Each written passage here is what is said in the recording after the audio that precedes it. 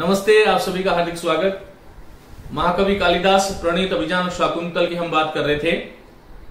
मित्रों, ये कक्षाएं महाविद्यालयी छात्रों के साथ साथ जो शिक्षक भर्ती परीक्षाओं की तैयारी कर रहे हैं, REET, first grade, second grade, Sanskrit विषय को आधार बना करके उनके लिए भी उपयोगी है, क्योंकि मैं इन श्लोकों के माध्यम से आपको पूरी व्याकरण का दर्शन करा रहा हूं।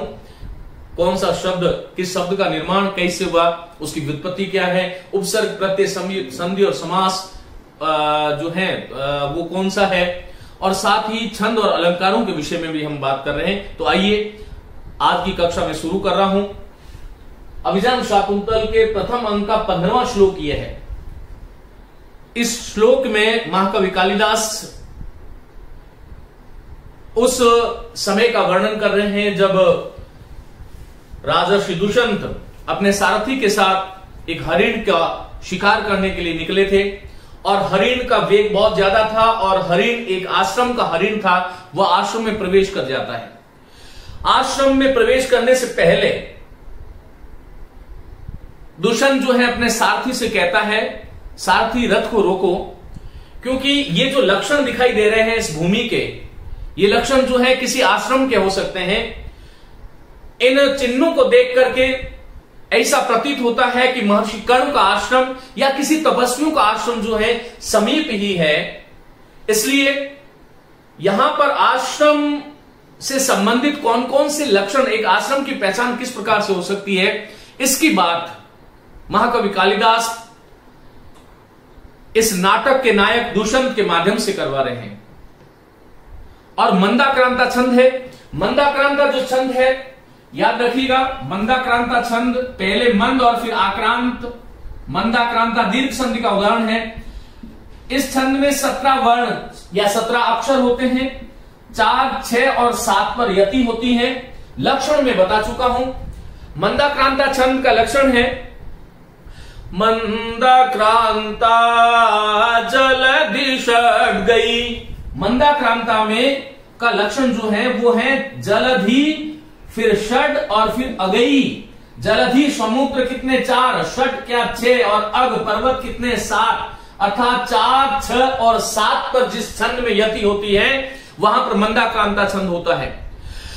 मंदाक्रांता जलधि षड् गई, भवनतौ तात गुरु चेत। और इसी लय में ये छंद में आपके सामने पढ़ रहा हूं। बहुत ध्यान से आप इस श्वेत पट को देखें और देखते हुए मेरे साथ साथ अभ्यास करें। देखिए, कुल्यांभो भी पवन चपलई, कुल्यांभो भी पवन चपलई, शाखिनो धोत मूला, भिन्नो राग। यहां पे रुकूंगा क्योंकि 4 वर्ण हो गए। भिन्नो राग किसलय रुचाम, भिन्नो राग किसलय रुचाम, आज धूमोद्गमेन एते चार्वा गुपवन भुवि, एते चार्वा गुपवन भुवि, छिन्नदर्भांकुरायाम, छिन्नदर्भांकुरायाम, नष्टाशंका हरिण शिशवः, नष्टाशंका। देखो 4 हो गए, फिर हरिण शिशव, यहां रुकूंगा। नष्टाशंका हरिण शिशवः, मंद मंदम चरन्ति, नष्टाशंका हरिण शिशवः, मंद मंदम चरन्ति, मंदाक्रांता जलधि षड् गई, भवनतौ तात गुरु चेत, कुल्य कुल्याम्भोभी पवन चपलई, कुल्याम्भोभी पवन चपलई, शाखिनो धोत मूलः, शाखिनो धोत मूलः। आइए विद्यार्थियों, यहां पर देखिएगा, इसका यदि हम पद छेद करें, देखिए दो चीजें ध्यान रखिएगा। संस्कृत के श्लोक कभी भी आपके सम्मुख आते हैं, पहले उसका पद छेद करें और उसके बाद में अन्वय करें। अन्वय का मतलब यह है कि जब कभी भी कोई कवि काव्य रचना करता है, अपने भावों को अभिव्यक्त करता है, तो वो छंदों के हिसाब से क्रिया और कर्ता कर्म का कोई उसके बंधन नहीं होता। वह आगे वाली चीज को, कर्ता को आगे रख सकता है, क्रिया को पहले रख सकता है, कर्म को बाद में रख सकता है या पहले रख सकता है। उसके लिए कोई बंधन नहीं होता, छंद का बंधन होता है। और छंद की लय के लिए, छंद के लक्षणों के लिए इस प्रकार से जो होता है उसको वापस अर्थ के अनुसार अन्वय किया जाता है। तो देखिए यहां पर संधि हो गई, शब्द है कुल्या, दीर्घ संधि हो गई कुल्या, और आगे शब्द अम्भोभी। पहले की ध्यान रखें, कुल्या शब्द का मतलब क्या है? जो छोटी नहरें होती है वह कुल्या है। इसका मतलब यह हुआ कि प्राचीन काल, जब कालिदास कालीन जो भारत था, उसमें भी सिंचाई के साधन के रूप में छोटी छोटी नहरें जो है वो हुआ करती थी। यहां पर आश्रम वासियों ने भी उन वनस्पतियों को सिंचन के लिए और जो है पानी पे, स्वयं के पानी और पशुओं के पानी के लिए छोटी छोटी नहरें बना रखी थी। तो कुल्या का दो अर्थ है। वैसे कुल्या स्त्री अर्थात साध्वी स्त्री, कुल वाली है जो, ऐसी साध्वी स्त्री के लिए भी कुल्या शब्द का प्रयोग होता है। लेकिन यहां पर कुल्या जो शब्द है वह छोटी नहर का वाचक है। कुल्या और अम्भोभी शब्द को जोड़ोगे तो यह शब्द बनेगा अम्भोभी, कुल्याम्भोभी। दीर्घ संधि है। संस्कृत भाषायां एकम सूत्रम वर्तते, अकः सवर्णे दीर्घः, अत्र कुल्या अत्र आकारः अनन्तरम अ इत्यनयो मिलित्वा दोनों के स्थान पर आ आदेशः भवति, अतः कुल्याम्भोभी अस्य शब्दस्य निर्माणं भवति। तो ध्यानं दातव्यम, कुल्याम्भोभी शब्द जो है उसमें दीर्घ संधि है, सवर्ण दीर्घ संधि है। कुल्या छोटी नहर को कहते हैं। अम्भोभी क्या होता है विद्यार्थियों? मूल शब्द अप है, अप का अंब बनता है, फिर असुन प्रत्यय करने से अंभस शब्द बनता है। अंभस शब्द बनता है। इसकी तृतीया विभक्ति बहुवचन जो है वह अम्भोभी ही बनता है। नोट करें, अंभस शब्द की तृतीया विभक्ति बहुवचन अम्भोभी ही बनता है। तो कुल्याम्भोभी पवन चपलई, पवन शब्द जो है पू धातु है, ल्यू प्रत्यय है, जो पवित्र करे वो पवन है। उस चंचल पवन के द्वारा वायु से चंचल, कुल्याम्भोभी छोटी छोटी नहरों के जलों से, शाखिनो धोत मूलः। शाखिनो, शाखिनो शब्द कैसे बना है? शाखा शब्द से ऋणी प्रत्यय है, ध्यान रखिएगा। शाखा अस्ति अस्य, शाखा है जिसकी, शाखा तरु की होती है। शाखिनो, शाखिनो कौन है? शाखा वाला कौन है? शाखा वाला कौन है? शाखाएं किसके होती है? वृक्ष के। तो ये जो शाखिनो शब्द यहां पर आया है, यह जो शब्द है वृक्ष का पर्यायवाची है। और धौत मानी धो दी गई है। वृक्ष को, वृक्ष की मूला अर्थात जड़ों को क्या कर दिया है? धो दिया गया है। जो प्रक्षालित हो गई है किससे? जो नहरों का जो जल है वायु से चंचल और छोटी छोटी नहरों के, वायु से चंचल और छोटी छोटी नहरों के जल से वृक्षों के जो मूल प्रदेश है अर्थात वृक्षों की जो जड़ें हैं वो मानो धो दी गई है। तो इस पंक्ति का अर्थ आपको समझ में आ गया। अन्वय देखिए, पवन चपलई अर्थात चंचल पवन के माध्यम से, चपलई तृतीया विभक्ति है, ध्यान रखिएगा। चंचल पवन के माध्यम से, चपल पवन के माध्यम से, कुल्या अर्थात छोटी नहरों के, अम्भोभी अर्थात जल से, पानी के द्वारा, शाखिना अर्थात वृक्षों की, धोत मूला जो जड़ें हैं वो मानो धो दी गई है, वो उनको जो है जल के माध्यम से वो धुली हुई है। और फिर आगे है कि किसलयों की कांति की लालिमा घृत के धुएं के उद्गम होने से नष्ट हो गई है।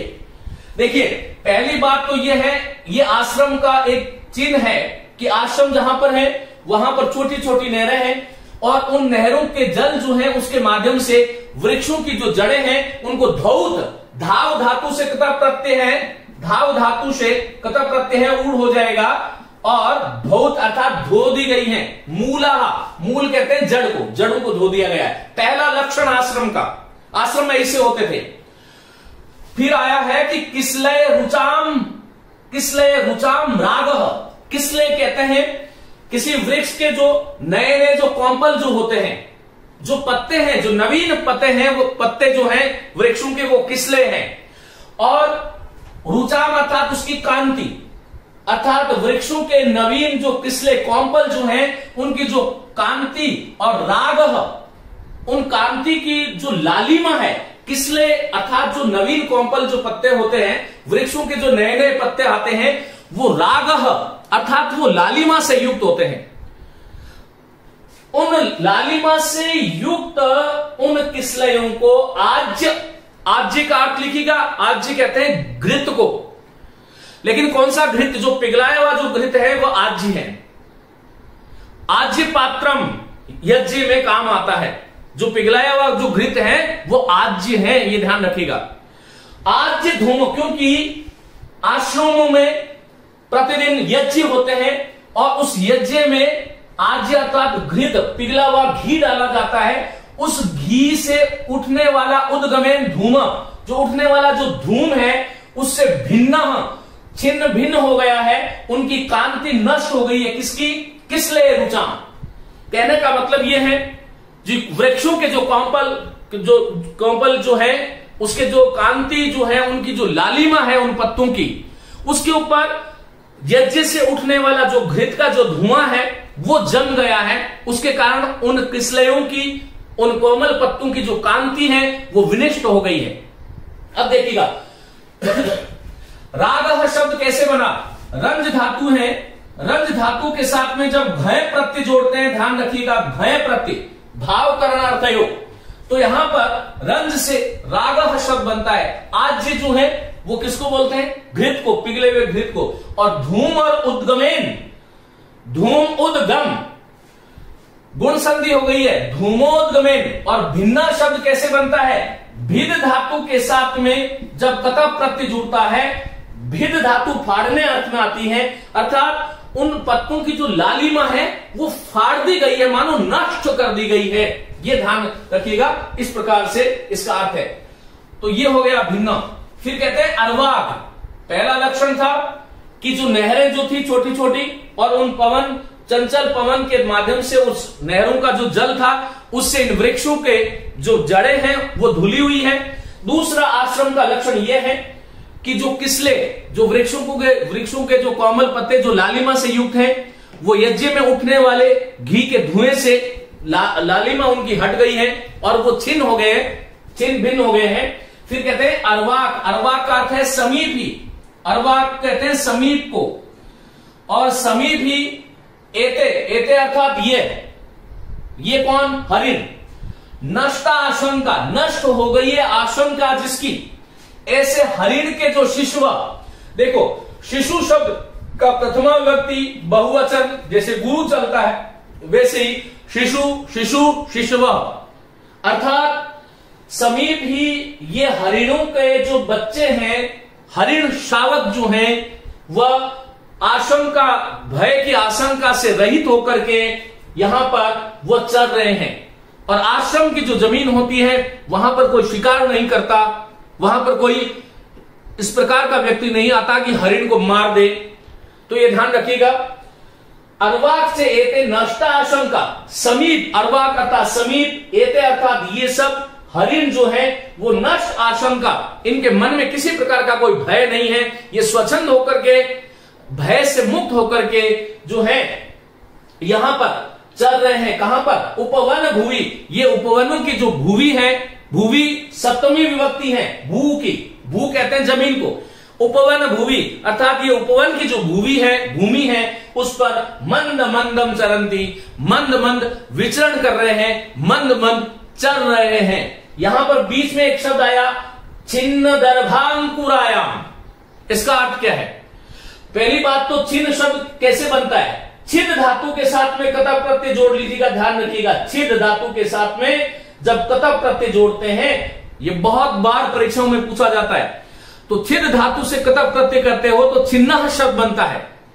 और छिन्नः दर्भांकुरायाम, अर्थात वहां जहां पर हरिण चल रहे हैं, आश्रम के समीप में जो कुशों के जो अंकुर हैं उनको काट दिया गया है, ताकि हरिण के बच्चे जब घास चरने जाए तो उनके जो है कुश, जो दोब जिसको कहते हैं हम, उसके जो अंकुर है वो नुकीले होते हैं, और नुकीले होने के कारण उनके मुंह में घाव हो जाता है।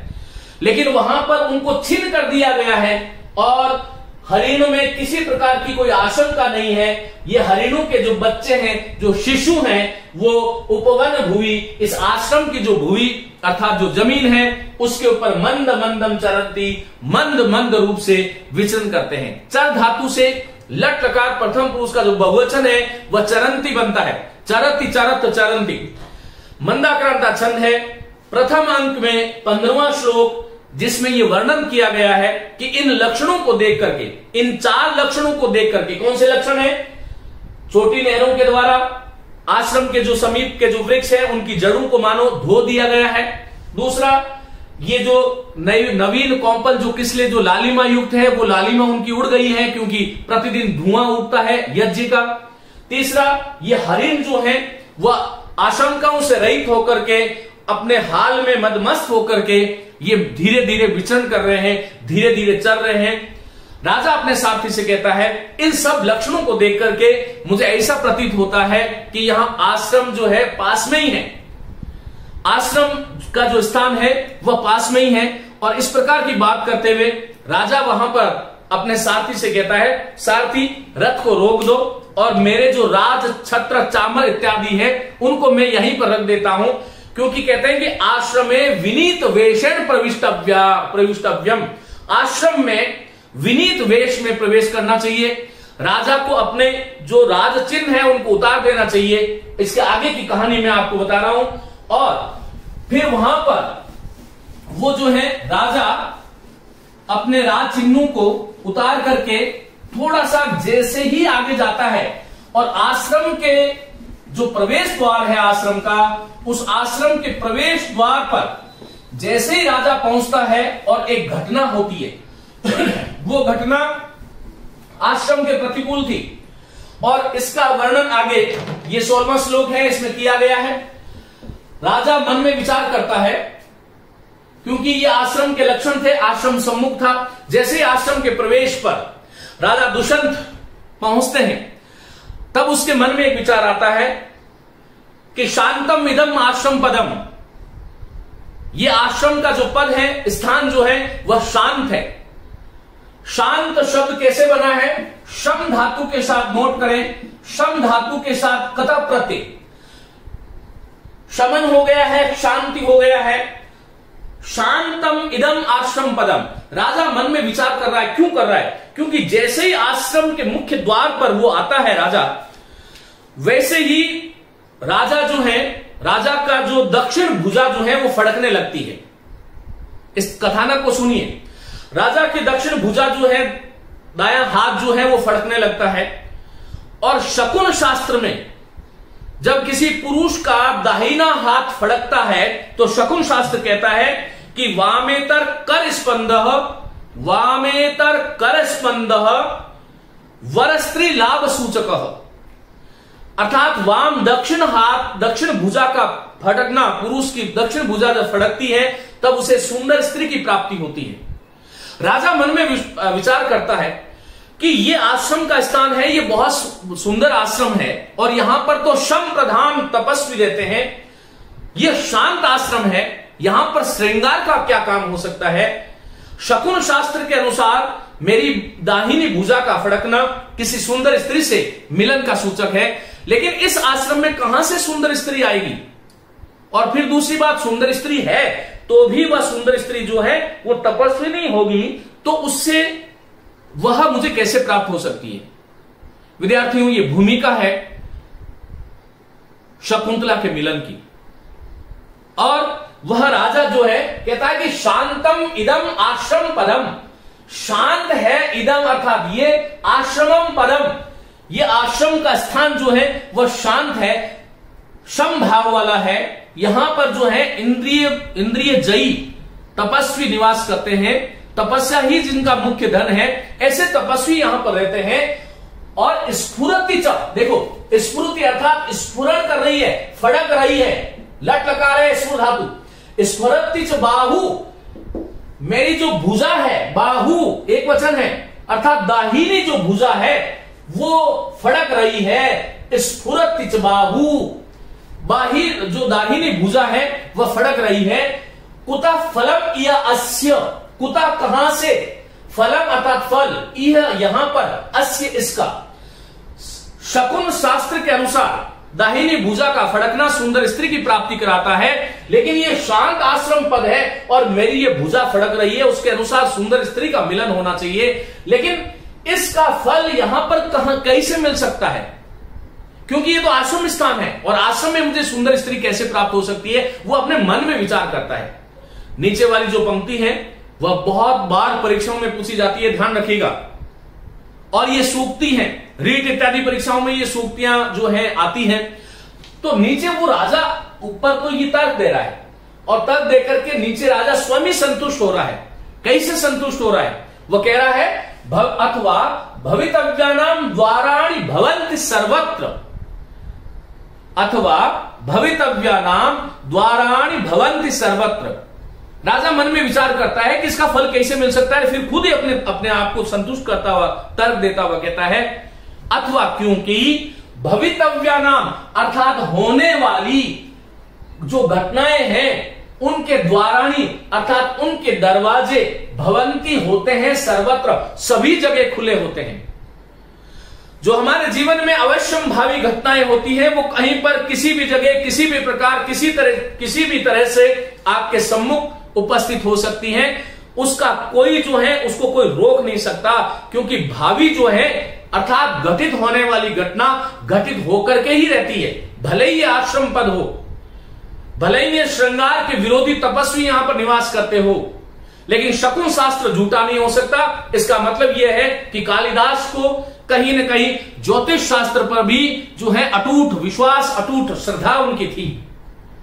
तभी वो दुष्यंत के मुख से कह रहे हैं कि भवितव्यानाम द्वाराणि भवन्ति सर्वत्र, अर्थात होने वाली घटनाओं के द्वार, जो अवश्य होने वाली घटनाएं हैं, भवितव्यानाम द्वाराणि भवन्ति सर्वत्र, होने वाली घटनाओं के द्वार सब जगह खुले होते हैं। भले आश्रम पद हो, लेकिन किसी सुंदर स्त्री की प्राप्ति यदि मेरे आज भाग्य में लिखी है तो वो होकर के रहेगी, क्योंकि अवश्य होने वाली घटनाओं को कोई घटित होने से रोक नहीं सकता।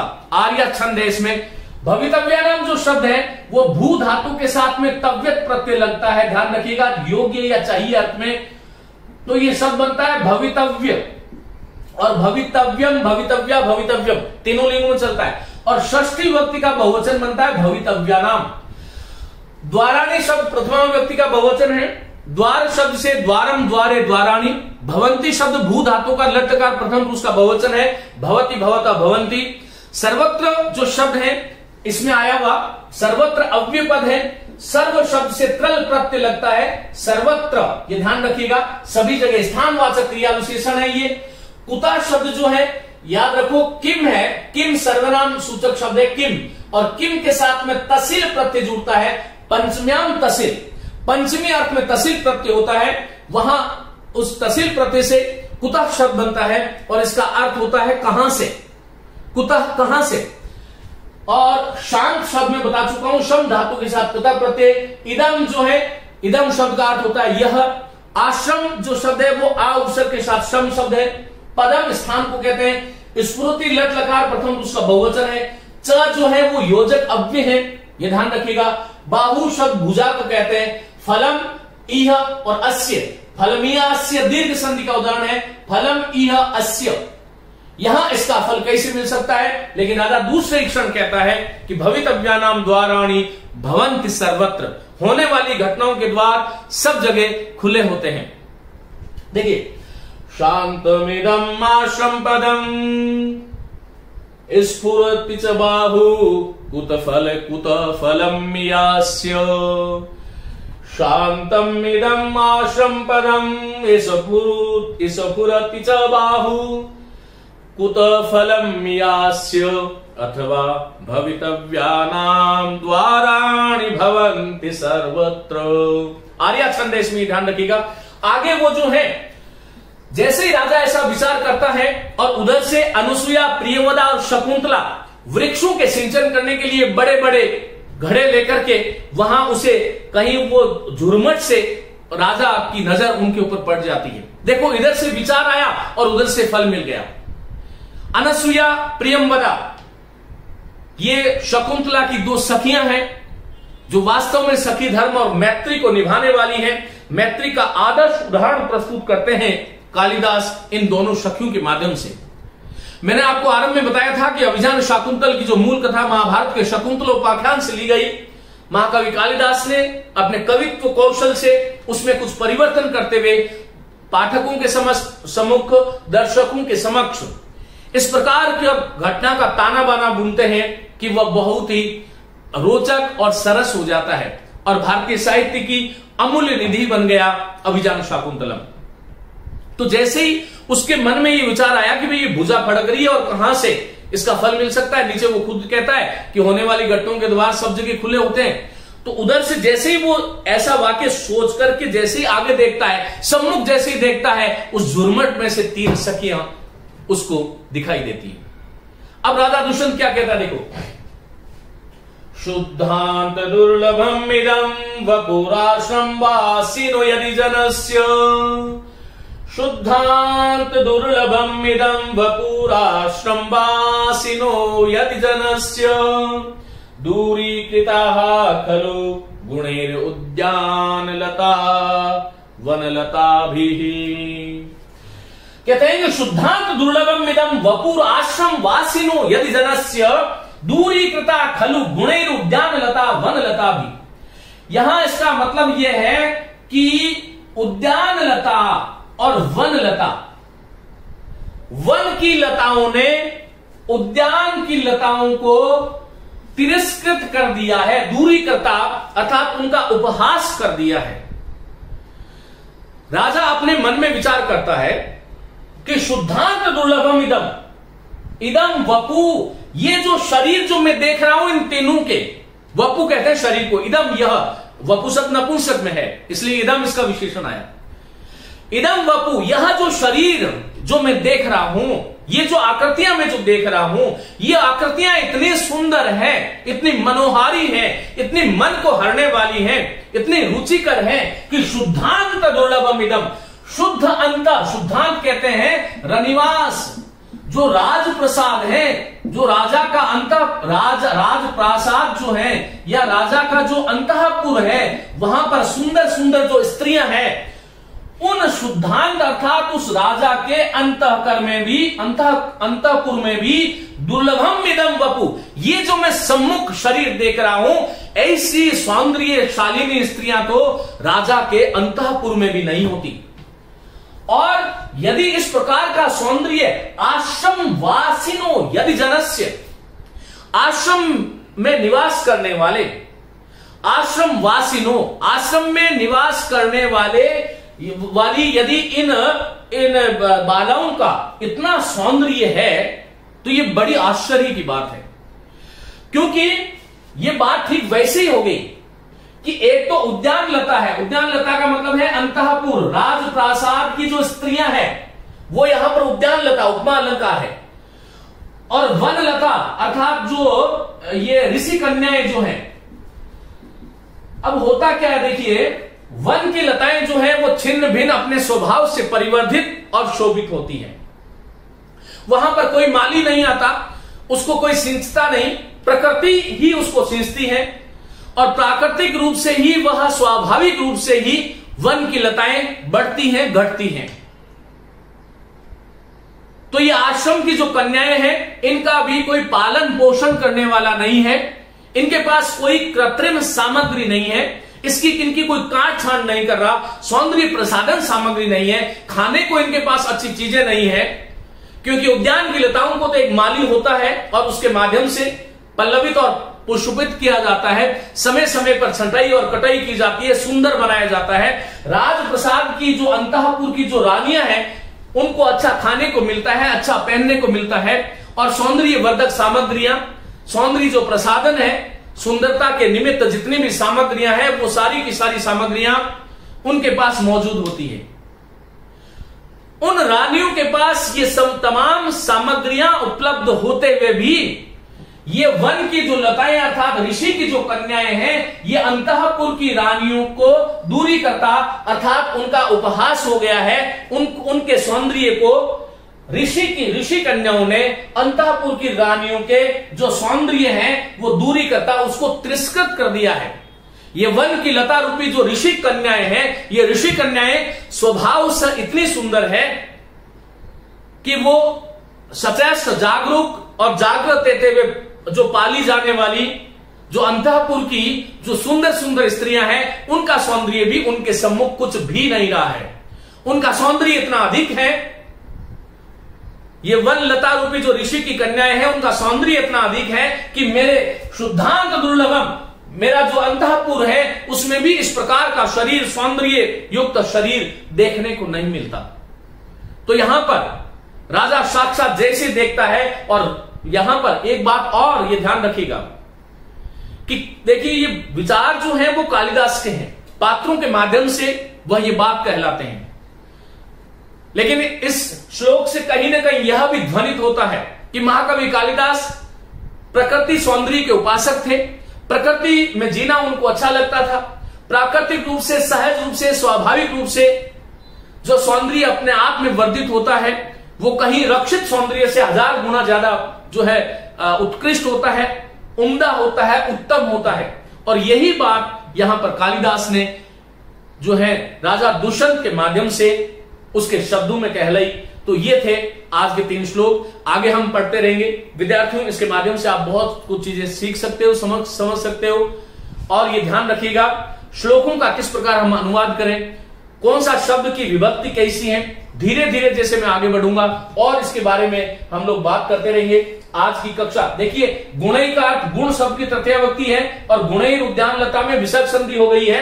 ये इसका संविच्छेद होता है गुणई और फिर उद्यान लता। यहां पर ये विसर्ग जो है उसका र हो जाता है, रुत्व विसर्ग संधि, ध्यान रखिएगा। और खलु जो है वो संस्कृत का एक अव्यय है जो लिंग वचन कारक काल क्रिया वाच्य के अनुसार जो परिवर्तित नहीं होता, वह अव्यय है। खलु कभी बदलता नहीं, ये निश्चयार्थक निपात भी है, तो यहां पर खलु है। फिर वन लता भी में तृतीया विभक्ति है। उद्यान लता प्रथमा विभक्ति का बहुवचन है। यदि यहां पर अव्यय है, जनस्य जन की षष्ठी विभक्ति है। आश्रम वासिनों में आपको बता चुका हूं, और शुद्ध और अंत्य से शुद्धांत बनता है, और दुर्लभम और इदम से दुर्लभ बनता है। या दूरी करता जो शब्द है उसमें दूर दूर शब्द के साथ में च्यू प्रत्यय और फिर क्री के साथ कत प्रत्यय से ये जो है इस प्रकार से दूर च्यू और कृत, इससे दूरी करता शब्द का निर्माण होता है। उम्मीद करता हूं यह आपको समझ में आया होगा। एक तो ये जब भी जो छात्र इन कक्षाओं के जो नियमित पाठक हैं वो ध्यान रखिएगा, अभिजान शाकुंतल आपके सम्मुख होनी चाहिए। जब भी मैं ये पढ़ा रहा हूं आपके सम्मुख, जब व्याख्यान प्रस्तुत करता हूं तो आप अपनी पुस्तक में मैं श्लोक संख्या और अंक भी बताता हूं, तो वहां पर आप देखें। और यदि कोई भी बात आपको समझ में नहीं आती है तो आप निश्चित रूप से कमेंट के माध्यम से आप पूछ सकते हैं। आप सभी को खूब शुभकामनाएं। नमस्ते।